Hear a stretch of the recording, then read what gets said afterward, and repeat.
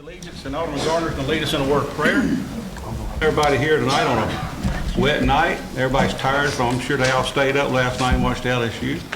So I know everybody's kind of wore out from that, but anyway, so let's. I'm going to ask our clerk if you'll do roll call.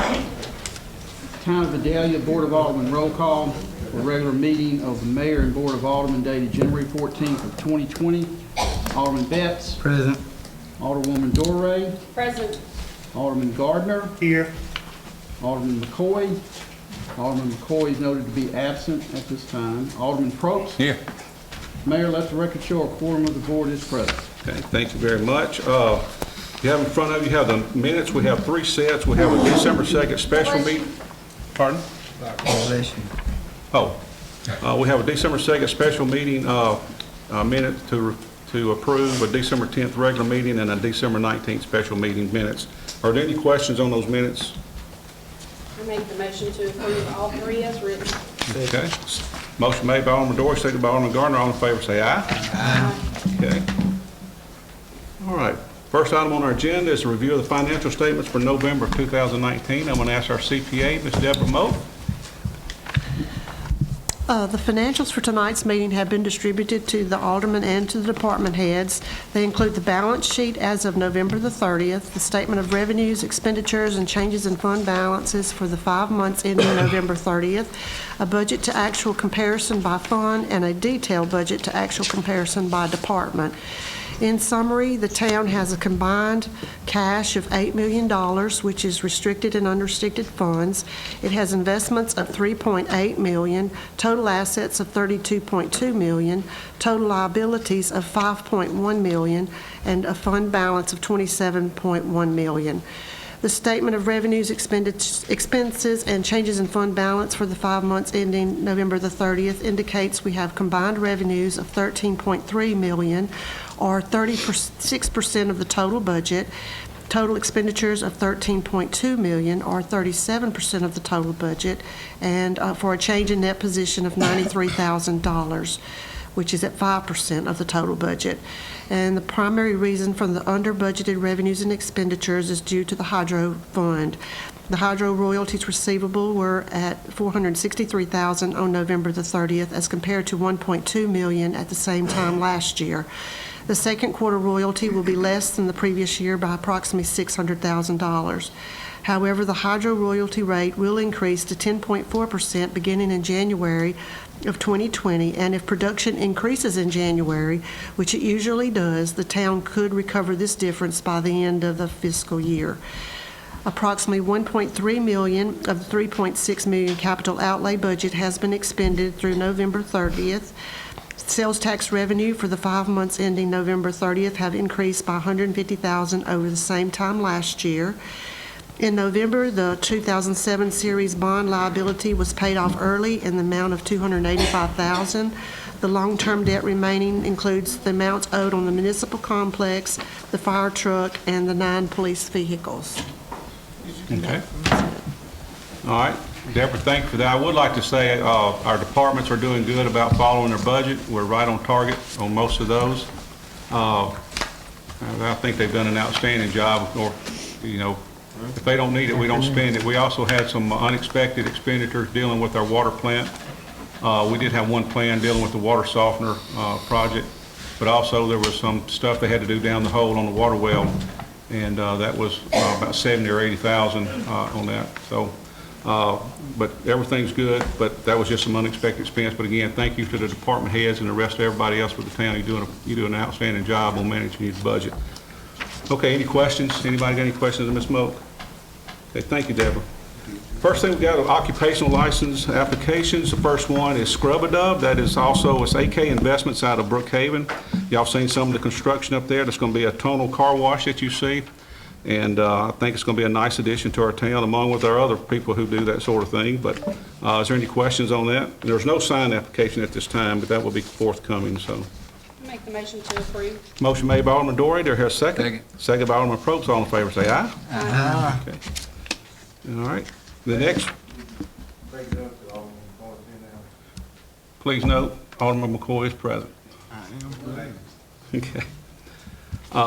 Second application we have is Hewlin Urgent Care Services. That's also, you'll see the construction, and they've come a long way. They did their parking lot, looks like last week or a week before, in between rains, and they actually spoke to the chamber today, and we're excited to welcome them to our community. Is any questions on that? Make the motion to approve. Motion to made by Alderman Dory. Here a second. Second. Second by Alderman Probst. Well, that's who I heard first. It don't matter. All in favor, say aye. Aye. Okay. We have one outdoor sign application. It's from, the applicant name is Southern Signs, and you're right. That's urgent urgent. care. I mean, but they're the ones making the sign for South Star Urgent Care, and they've got a drawing for that in there that's coming from Southern Design, but that's part of the urgent care office down there. Has anybody got any questions on that?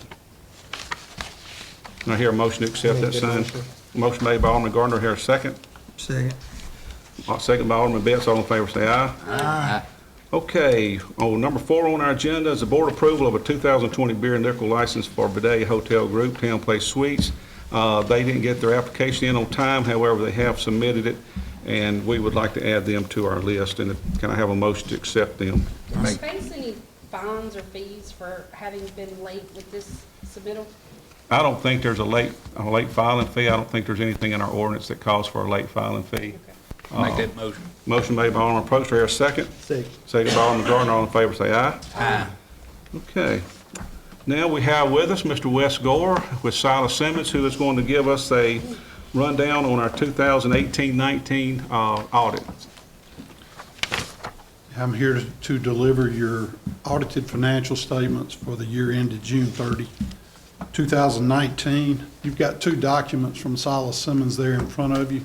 One of them is a 3-page stapled letter. It's some required communication, and the larger bound document is the audited financial statements. I'm going to start with the required communication in the 3-page letter. This kind of gives you a brief overview of kind of how an audit works and some of the things that happened during the audit. One of the things that we're required to do is look at the significant accounting policies used by the town. We noted during the year that there were no new accounting policies adopted, and the application of existing policies did not change during the year. All the application of the policies we saw, were within, authoritative guidance or consistent consensus. Another thing that I'm required to bring or point out to you is that within your financial statements, there's a number of things that are based on estimates. Depreciation, the life, the method, those are all estimates on how long a piece of equipment or a capital asset's gonna last. The big number in your financial statements that's based on estimates is the net pension liability and the pension expense. I think we've talked about that at length in prior years, but that's all based on actuarial assumption and estimates to come up with those numbers, and that they're coming right out of the reports from the different pension plans. As far as any difficulties in dealing with management and performing our audit, of course, we encountered none. But if there were some, we're required to report that to you as the governing board. Also, sometimes there may be a disagreement about the application of an accounting policy or maybe a new pronouncement that has been issued by the Governmental Accounting Standards Board. And it wouldn't be too uncommon to maybe disagree with management about how that accounting pronouncement ought to be applied. If anything like that had happened during this audit, we're required to report that to you. And of course, there were really no changes this past year, and there were no disagreements about the application of any policies or accounting pronouncements. Also, in that same line, let's say if we disagree or management disagreed with really what we were saying, how they ought to apply something, they might go out and get a second opinion from another CPA. If we were aware that that had taken place, we would be required to tell you about that. Of course, that didn't happen either. I direct you now over to the bound financial statements. If you'll turn to pages 1 and 2. It's 1 and 2, and it's actually several pages in. Got the cover page and the table of contents, directing you to the independent auditor's report on pages 1 and 2. What this is Silas Simmons' report or opinion letter on your financial statements for the year ended June 30, 2019. Management's responsibility to these is responsible for the preparation and fair presentation of these financials. Our responsibility as your external auditor is to give an opinion on these financial statements. And part of what we do in an audit is we gather evidence to support our opinion on the financial statements. We believe that the audit evidence that we've obtained is sufficient and appropriate to provide a basis for our audit opinions in this report. And it's our opinion that the financial statements referred to above present fairly in all material respects the respective financial position of the governmental activities, the business activities, each major fund, and the remaining fund information of the town of Vidalia, Louisiana as of June 30, 2019, and the respective changes in financial position and, where applicable, cash flows thereof for the year then ended in accordance with accounting principles generally accepted in the United States of America. So that's what would be referred to as an unmodified opinion. So, you know, the bad opinion would be if we had to qualify it or modify the report for some reason. If you look over at page 10, just kind of give you a few highlights on the numbers. I'm not going to get in a lot of detail because there's a lot of detail here. And y'all cover that, you know, monthly when you have your meetings. Page 10, statement of net position, you know, in layman's terms, that's your balance sheet. And this is government-wide. This is all funds. And you can see over there in the total column on the right, total assets was $72,586,992. Deferred outflow of resources was just short of $3 million. Total liabilities was a little bit over $19 million. Deferred inflows of resources was about $1.5 million, bringing you to a total net position government-wide of $54,855,068. If you look over at page 11, page 11 is your statement of activities. That would be, this is your profit and loss statement government-wide. It reads a little different than a normal profit and loss statement. Normally it's top to bottom. This one kind of reads from left to right and then down, kind of ending in the bottom right-hand corner there. But you can see the third line from the bottom, in the bottom right-hand corner, change in net position. Your governmental activities increased your net position by $11,190,602. You had a decrease in your business type activities of $972,000, but that brought you to a net increase in your net position of a little bit over $10 million for the year. I'm going to have you turn all the way to the back to page 60. 60. Yes. 60.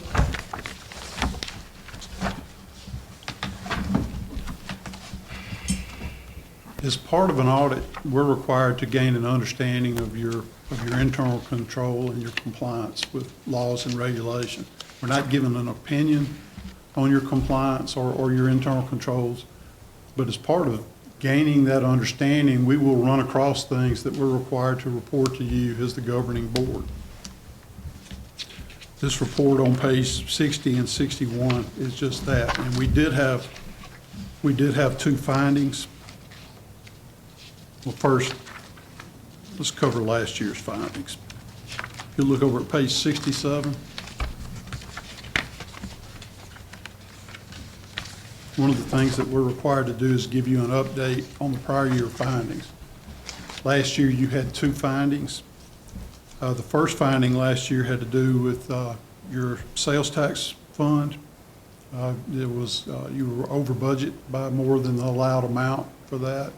That is not a finding for this year. In fact, there were no budget findings at all for the current year.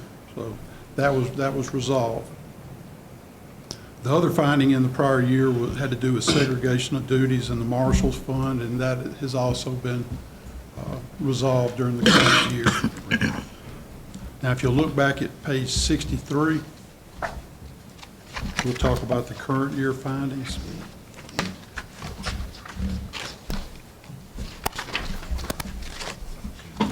Finding 2019-1 had to do with timely deposits in the town court fund. And I'm not going to try to read through the whole thing, but deposits should be made in a timely manner. In this case, deposits weren't being made in a timely manner. And timely, usually daily or, maybe a couple of times a week. And I think in this case, there were some longer periods of time that some deposits weren't made. Not a critical problem as long as the deposits do get made, but they do need to be made in a timely fashion. So that would be the first finding. Our recommendation is that they be made in a more timely manner. The second finding here actually has to do with the misappropriation of funds. This particular instance was something that management discovered itself. As your auditors, we're required by the legislative auditor to put this in there, even though management discovered it, took all the necessary steps to handle it, and including reporting it to the legislative auditor. But like I said, they do require us to put it in here. And along those lines, typically if there's a situation like this, there's probably an internal control issue that maybe not created the situation, but allowed the situation to happen. In this case, a utility clerk had the ability to collect deposits and post to ledgers, customer ledgers. Those are incompatible functions. So it would be an internal control finding here. Our recommendation is that, people collecting cash should never have the ability to post to somebody's account too. Those things are not compatible and need to be separated. And then finally, if you'll turn to page 69. A few years ago, the legislative auditor saw some things that weren't necessarily being covered in external audits, but they saw as issues with governments around the state. So they added an additional level of procedures that are required to be done. And they're agreed upon procedures. They're set out by the legislative auditor. They have a list of procedures that they want us to do. They have now decided that if there was not a finding in the prior year, we don't have to look at it again in the current year, but if there was, we have to go back and investigate those areas. So page 69 is our independent accountant's report on applying these agreed upon procedures. The next several pages just outline all the procedures that we performed. And we did have one finding. I think there were multiple findings last year, and I don't remember how many there were, Deborah, but there was just one this year. And this is on page 78. This is where we summarize the findings for the year. This had to do with payroll taxes. I believe one of your payments for taxes was made a little bit late. On agreed upon procedures, there's really no materiality. Something couldn't be small enough that we'd say, well, it really wasn't material, we're going to leave that out. In this case, it's either it happened or it didn't happen. In this case, payroll payment was made late, incurred a little bit of a late penalty, but it was only the one time. So that's all I have. I'd be more than happy to try to answer any questions you have. I think all in all, that's some improvement from the prior year. And I think, from my standpoint, as long as you got it moving in the right direction, as your external auditor, we feel good about that. So. Okay, questions from council? Thank y'all. We appreciate the opportunity to be your external auditors. I realize y'all are just getting this report.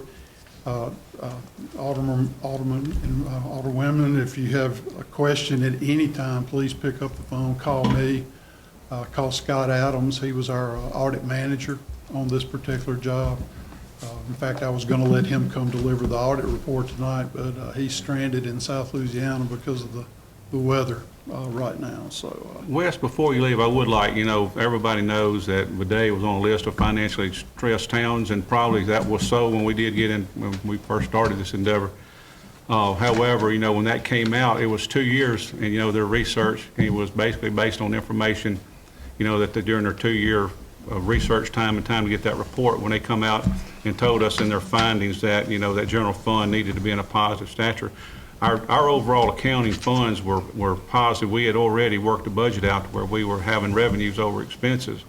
But because that general fund was sitting in a negative posture, that automatically put you on a list, because most municipalities are not like Bidet. We have all of our own utilities. We have a utility fund, enterprise fund, and all these other funds. Most towns, especially small towns, only have a general fund where they tax the people for fire, police, administration, and that's the only fund they have. And if that isn't a negative posture, yeah, that's a bad thing. But Bidet has, of course, the special revenue funds. We have all the other funds. Of course, they're restricted, but we once we got that finding, we did the correction, and that's why, they immediately, got on the phone immediately with the legislative auditor saying this is kind of not representative of where Bidet really stands now that we're a stressed town. well, just from my take on it, I think the timing of it was unfortunate. If they had waited 2 weeks till they got this report, you wouldn't have been on the list. So, and once they did get the report, they took you off the list because the issue had already been resolved by the time they issued that list or put that list out there. So, Okay. No questions? Okay. Wes, thank you so much for thank working y'all. on this. Thank you very much. Okay. Next on our list, we have an update on our street and sewer projects, which I'm not happy that there's a lag with this thing going on right now, strictly because of whatever reason. However, I do want to give you an update. The street projects are supposed to begin on February the 3rd. They had the pre-construction meeting this past Wednesday. Of course, again, all of you know that we've got another threatening river, another river flood coming rather quickly. Just listen outside now, you'll see. But as long as we try to keep all that rain south, we might not be as in bad a shape if it goes north. But we will start those street projects where we can, where the river's not going to influence those areas. And I want them to start on that immediately. And we're going to try to start on the worst ones that we can if the river will permit that. The sewer was supposed to start last week. Those sewer improvements you see around Johnny Mays and those areas were supposed to have been started. However, the weather's been a detriment for them as well. And I know it's been a wet December. However, we are working hard and trying to stay on them to keep those things done. And speaking of streets, I agree, if you came down the highway tonight, you probably had a hard time seeing what part of the highway you were on without the reflectors on it. I do want to give you an update on that. That's not town related. However, I've called and asked them, I said, look, y'all should have already had this. They said, Buzz, no, you can't do that. There is a 21-day waiting period on any time asphalt's overlay is done. It's got to go through a cure period, because if they put the epoxy and put the reflectors in that, they won't hold. So there's a time frame that they've got to go through to let that asphalt cure, and then they will come back and do that and finish the striping up all at one time, weather permitting. So I'm glad to know that, because it is dangerous out there. Just be careful. But anyway, on the sewer projects and that's where we're at. Also, we met with FEMA this week. We met Monday, Deborah and I, and we met at length with Alyssa Gaines and Tasha Howard, and they're with FEMA, and they're the program delivery managers. And we have the list of things that we're going to be on, that we'll be getting some funds back for, and them starting to get us in the system to start the payment process. However, a lot of this work has got to get started, and some more engineering has to be done. But we are going to get reimbursed on a lot of that, those funds. So we will keep you updated on that as these things travel through the process. That's another slow thing that takes time. However, we're not going to sit back and wait. We want to start fixing things as we can right now. So that's my update on it. Anybody got any questions on the streets or sewers? Ray? Was in that last meeting, you also included bids that were taken on the drainage. When will that begin? You mean the cleaning out of the, The cleaning they out? actually started and the weather stopped it. They actually started down at the old, on 130, well, down there by the railroad track where you go to RV parks. If you go through that gate, you'll see they're doing it. So what I've seen has been a real good job, but the weather, again, it's been wet December, and couldn't get in there and getting in those ditches and stuff, so. But they have started. And it looks good, by the way. Okay, no other questions? We're going to, yeah, sure. Right here. Okay. I want to know when they're going to get the street sweeper part in, because I'm tired of breaking my knees off on my one curve. Say that again now?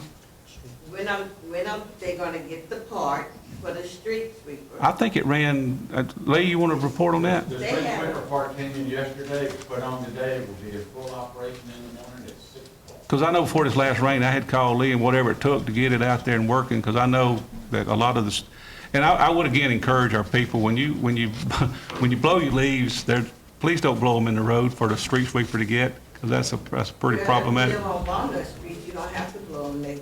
We have oak trees. They just fall straight down. But a lot of people do, they blow them out of the yard into the street, hoping the street sweeper get them, That's so it's, actually against the law. yeah, it's just, Correct. but anyway, the street sweeper's fixed, so as soon as it dries up, we'll certainly do those. Thank you for that, I appreciate the comments, because it is important.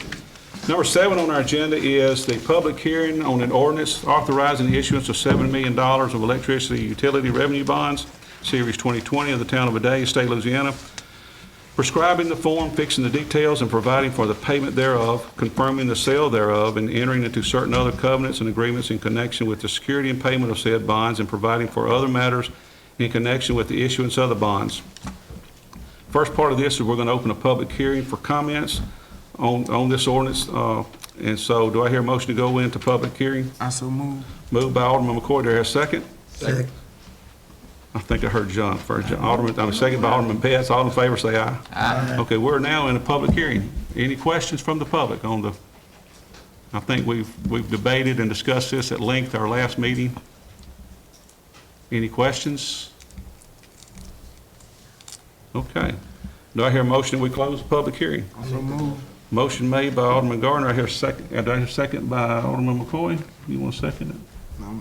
I made the motion. You made the motion. Okay, motion made by Alderman McCoy. I couldn't hear which one did it first.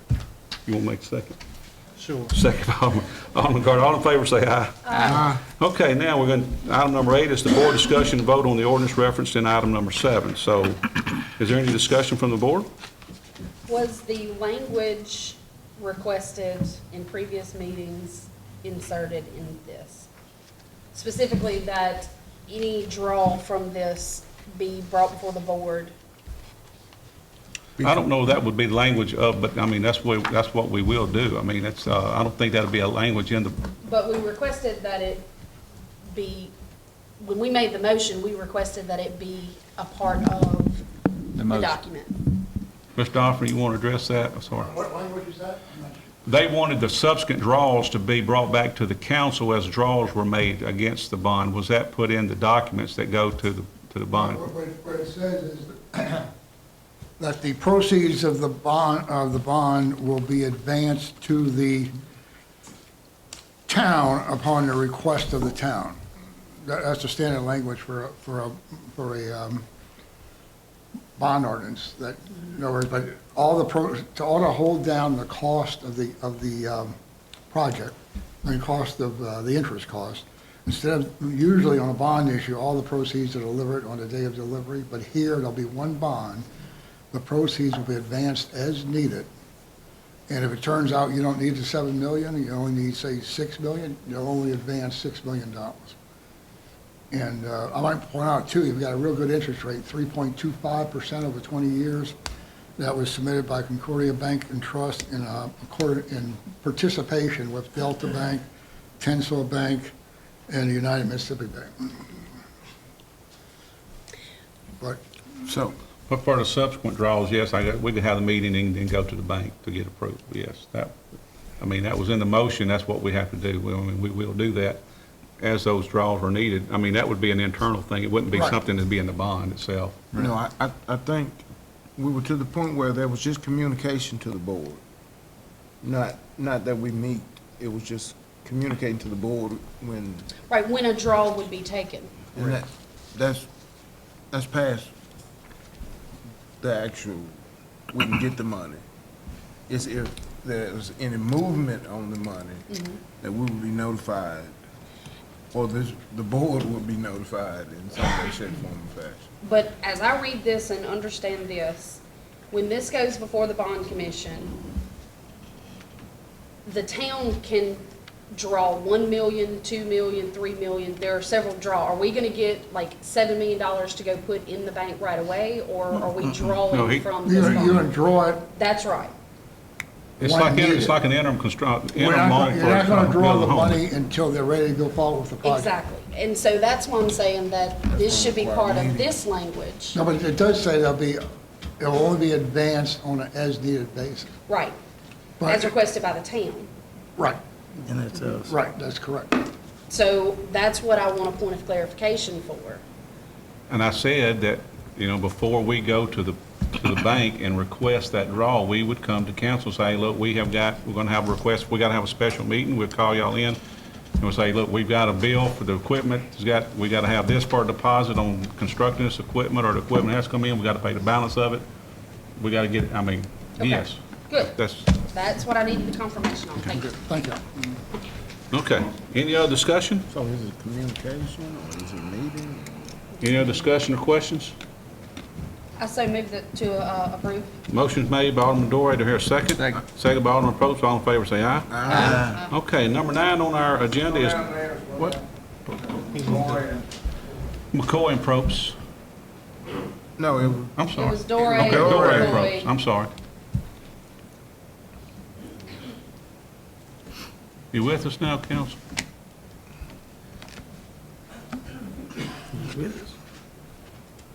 Okay. All right, number 9 on our agenda is discussion of regs on political signs. I would like to note, I know we have several people going to be candidates and running for this next municipal election. I know in the last election, the council actually waived their ordinance that you could put signs on public property, and which I don't think you can do that legally. That is a state law that you cannot put political signs on state right-of-ways or public-owned property. That's state law. So I'm asking, what people put on their private property, that's up to them. They can put it. Now, all I want to do is establish the guidelines tonight, because we will have those signs picked up. If mine's on there and somebody thinks it is, call, we'll have it removed, and so forth. But I don't want to see us get in our town like we did last time. There were signs everywhere, and I don't think that's something we want to see in our town. However, signs can go on private property as long as it's not on a town right-of-way. Now, right-of-ways within the town, areas where you have a sidewalk or a drainage easement next to the road, you can't put those out there on that drainage easement or this side of the sidewalk toward the street, okay? Needs to be behind the sidewalk or behind the drainage easement. On the highways up here, and they're hard to identify, but DOT has told us that pretty good guideline is where you see those utility poles that run up and down the highway. Those are going to be pretty close to the line of where you can put those signs out back on private property, back it up, beyond those things. So all I'm saying is anybody got a question on clarity on that? Because we will be, if somebody thinks something's in violation, call us, and we'll have either, we'll ask the police department to go look at it and maybe have it moved, or Lee and the street department, we'll look at it and try to make a determination on it. Or if you have a question, call. We'll just try to make a determination, because we want to have a good, fair election and go forward with that. So has anybody got any question or need clarity on that? What about the 60 days? The 60 days is also something I checked into, and I don't think, again, that is something that we can tell if George Murray wants to put a sign up in his yard and it says support whatever or candidate, I don't think we have the ability about legally we can stop them from doing that. We do have an ordinance that might be, you can't tell somebody what they can put in your yard. I mean, as far as a sign, unless it's something that's, you know, derogatory or profane or something like that. I think there are some things about that, but, Martha?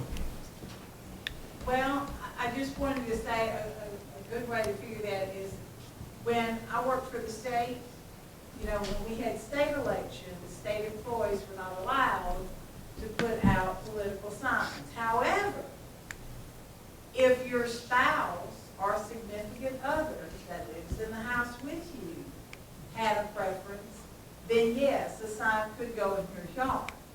But if you worked for the state and nobody else lived in the house, or you were unmarried or whatever, you could not put out political signs.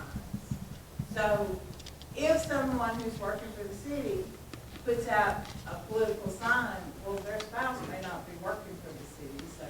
Well, Barth, I disagree to that point. I can't tell a city employee they can't put out a political sign. They just can't do it during work hours. Right. You know, public employees cannot, as far as city employees will not, I can promise you, be putting out any kind of work or politicizing during work hours at all, period. Well, I just didn't want anybody to have an issue with it, you know. But what they do on their own time after they get off, that's their business. I mean, That's true, but a lot of people say, oh, well, you work for the city, you Yeah. can't do it, you know. as long as they don't do it on city time, that's their, you know, that's their First Amendment right. I mean, their rights to do those things. I just wanted you to clarify that. So has anybody got any question about that? If not, we're going to ask for an adjournment. So moved. Moved by Alderman Doherty, here second by Alderman McCoy. All in favor say aye. Aye. We stand adjourned.